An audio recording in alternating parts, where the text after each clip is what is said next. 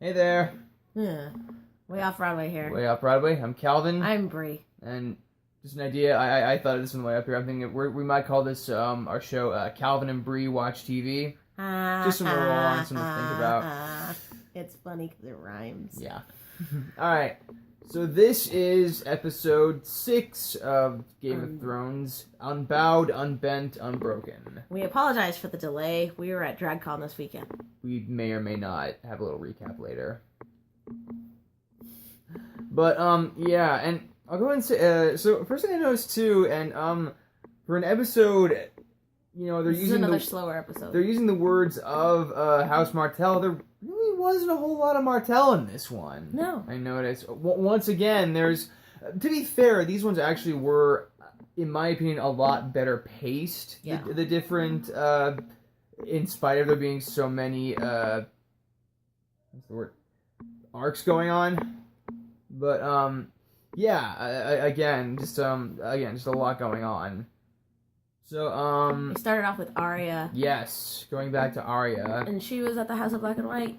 And honestly, I think, scrubbing bodies. and really, this is actually, I think, one of my favorite parts of the episode. Mm-hmm. Just, I mean, it's just, you know, there's no talking, there's just a little music, she's scrubbing the bodies. It's just pure atmosphere. Yes. And I love that and stuff. I love it when they actually, granted, maybe this might have been better in the middle of the episode, just like give us a minute to breathe and take in what was going on. But for what it was, I loved it. Yeah. I enjoyed it, you know, and she was there and she, We go back to playing the game, the lion game, I guess. yeah, and, you know, she's trying to fool Jack in and not working. The one I found interesting was he hit her pretty hard when she said she hated the Hound, and that was a lie. And I think Jackin was right because I think at the end she kind of had respect for the Hound. Yeah, I'm gonna say, I mean, I didn't think, yeah. I don't think she hated him at first. I'm sure of it, but you know, in the end, after her last season of the traveling together, she didn't hate him. It's like, yeah, she probably would have been dead without him. Yeah, several times. But yeah, so it's like okay, you're not ready, you're still not winning this. But then later on, fate intervenes, I guess. This girl who's dying, her father brings her this in, girl, and she's clearly dying, and she's clearly suffering. And Arya's able to tells her, you know, she weaves this little lie about how her father brought her here when she was sick, and she drank the water, and it healed her, and now she serves the many-faced God. And they bought it.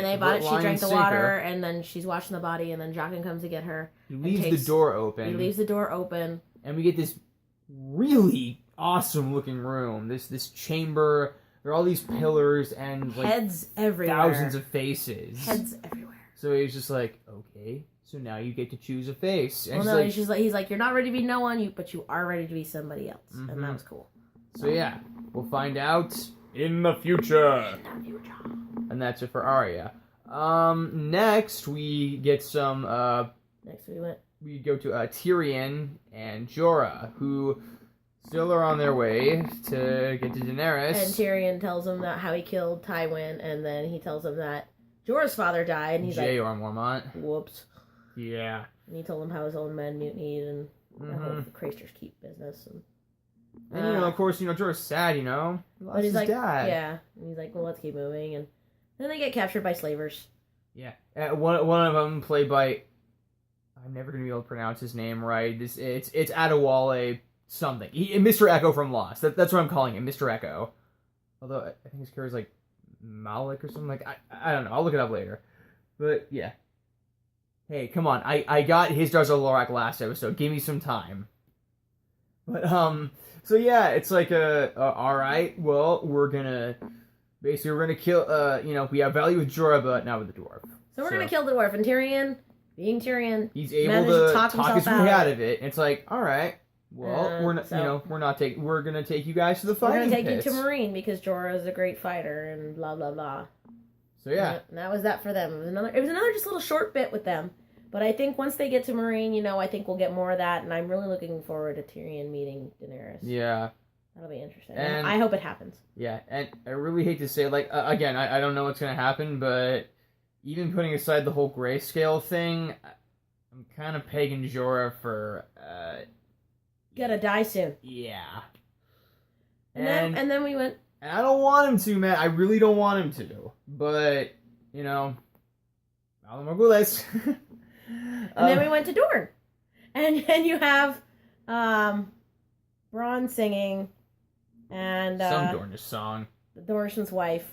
That's it. And Jerome Flynn should sing more. He's glorious. Get the band back If together, you haven't man. seen any of his music stuff from early on in the day, you should look it up. It's fantastic. He's a good singer. He is. So yeah, they finally get to the They palace. get to the water gardens. The water gardens, and we see you know, before they got there, you got this nice cute little scene with Tristan and Marcella, and they're legit into each other. For an arranged marriage, they are legit into each other, and that was really sweet. And Prince Doran was like, we must protect them, and Ariohota's like, yep, got it.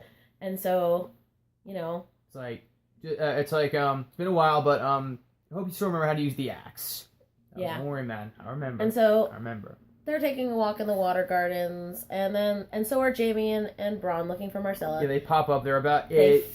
They knock out Tristan. They find Marcella, and Jaime's like, we need to go. They're about to take her away, and then the sand snakes are there. Up. After having a little pep talk, like, for Oberyn. It's like, I don't think Oberyn would have approved of this. They are making him a liar, because what did he say last season? We don't hurt little girls in Dorne. Yeah. Well, I mean, freaking liar. Yeah. They are making their father a liar, and that sucks. Well, only one of them is. The other two. Oh no! Wait, never mind. I got it backwards. Yeah, they're all as fuck. Yeah. I can't talk. Yeah. They're all his daughters. That's the word. That's the sentence. But they're making him a liar. I get my words mixed up sometimes. Words are hard. But anyways, so and Ilaria, what happened? I think when they cut your hair, they took a little bit more. Yeah, honestly, they took your soul. They took your. Yeah. Anyways, so you know the Jaime and Bronn battle the Sand Snakes, and then the Dornish army at Ariohota shows up. And it's drop the weapons. They got all five of them. They drop the weapons, and he swings his axe right up to Jaime Lannister's neck, and he's like, "You had your right hand. No, if you were whole, this would have been a good fight. Really good fight. Yeah. So. Sorry about it. Sorry about it. And so that's it for them. Then we're back in King's Landing, where Lady Olenna has Lady Olenna's back, and they're love having love Diana Rigg. Diana Rigg's performance is just amazing. She's glorious, and I love the little tete-a-tete with her and Cersei. And who's gonna throw more shade? Yeah. Oh, and also, Littlefinger is also back. Littlefinger was back, and he's basically promising. He wants to be Warden of the North, so he's like, oh, by the way, Sansa Stark and Winterfell about to get married to the Ram. Yeah, but it's okay. We all know it's part of his grand, brilliant plan to own the world. Yeah. Come on, we all know what's going on. But back to Lady Olenna. Yeah. Again, more build up. So they're going to have an inquest for Loras about his what was it, buggering? Yeah. You know, let's just say his homosexuality. Yeah. They don't use the words "we will." Yeah. And so they have this inquest, and they bring in Oliver. Yeah, I'm gonna say before that, you know, both Loras and Marjorie deny all the stuff of Loras's acts. Yeah. And it seems like, you know, something might be going on. And then they brought Oliver in comes in. And they're like, oh, by the way. And Oliver's like, yeah, we did it. Mm-hmm. And Marjorie walked in on us once and she was totally fine with it. She wasn't surprised. And so the Faith decides that they're going to put Loras and Marjorie on trial, and she's getting taken away, and she's screaming for Tommen, and Tommen's just sitting there like a little bitch! Yeah, Tommen... You screwed up, Tommen. Grow some balls, Tommen! Yeah, seriously, you didn't even get any points for trying to act like a king last time, man, and... Ugh. Grow some balls, Tommen! Seriously! Grow some balls! What happened to your lion striking the bed, huh? Yeah. Huh? Yeah. Okay, we're done. But, So, and finally, we get back to Winterfell. This made me very uncomfortable. And the one part I liked about Winterfell was when Miranda came to give Sansa a bath, and she's like trying to really scare her by telling her about, you know, Ramsay's other girlfriends that are gone. Ladies. And she's like, I am Sansa Stark. I'm back Winterfell. home. You don't scare me. This is my home. Mm-mm. You cannot frighten me. And I was like, yes. Yeah, girl. And then she dismissed her just like some little common thing. She's like, get out. I got this. Yeah. And I'll go ahead and start right now. Neither of us knew. I mean, basically, we guessed because we'd seen this is one of the controversial episodes. Yeah, we saw. I got back yesterday and I saw Sophie Turner explains that horrifying scene. So we didn't see any recaps, but we knew that we saw headlines and it was like, oh shit, we're not gonna like this, are we? Yeah. And I was very uncomfortable. Me too. No, like literally, I noticed too. I don't remember what it was. I know it was Ramsey says a line, but we both just inhaled sharply at the exact same time. I don't even remember what line it was. But you'll know it when you hear it. Basically, was it that you knew her when she was a girl? No, I think it was before that. It's probably at the wedding. Or maybe it was take off your clothes or something like that. Oh yeah. But, and we were just. I will say too. We've seen.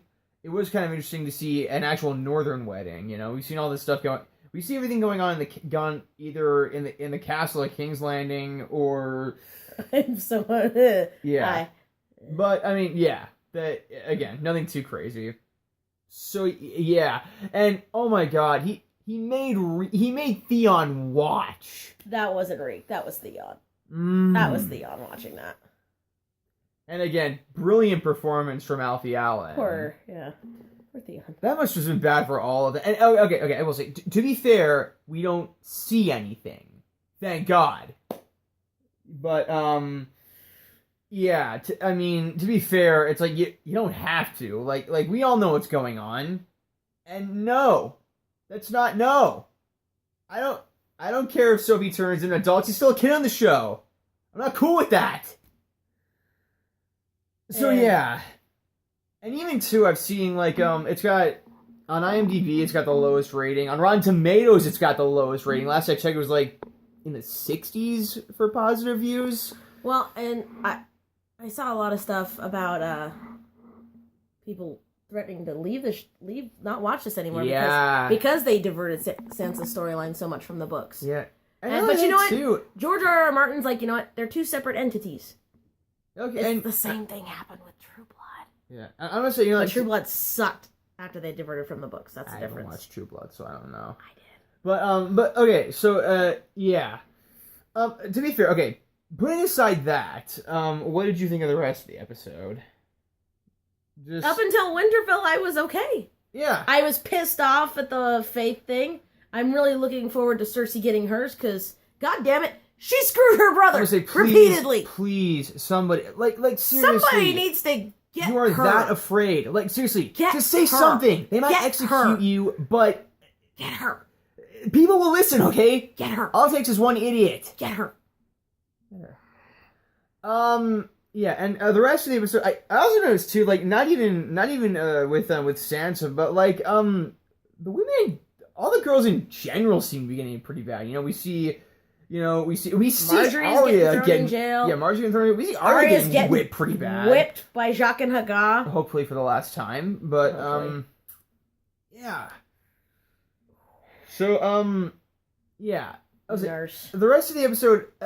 Again, I didn't think it was. Like I said, very well paced. Very well paced. I like this. I like the slower pace, and I liked how the storylines move. I still don't think the Tyrion Jorah storyline is moving fast enough. Yeah. Hurry up. Well, get on with it. 6 seasons. There's 4 episodes left. Get on with it. I'm guessing they're probably going to save that until episode 9, but. Well, I think episode 9 is going to be the whole battle on Winterfell thing. It's possible. It's time for a battle. Yeah. So yeah. Do we have a character of the week this week? You know what? Yeah, actually, for all the crap she had to go through, and the fact that she also knows all the stuff. It's hopefully something greater. I'm naming Sansa character of the week. She did say in the preview she was talking. It looked like she was talking to Theon. She's like, we still have friends in the north. So hopefully, she yeah. Stay strong, little wolf. Stay strong. Yeah. So yeah, we'll find out what happens next week. And we should be on time next week because we have a long weekend. Yes. And there's no DragCon next week. Yeah, we're not going out of town. So until then, so. Yeah. So until then, I'm Calvin. I'm Brie. And we're way off Broadway. This has been another episode of Calvin and Brie Watch TV. That's gonna stick. We'll try and make it stick. Until then, if you like this, like it, leave a comment, share it, subscribe, all that jazz. Take care till then.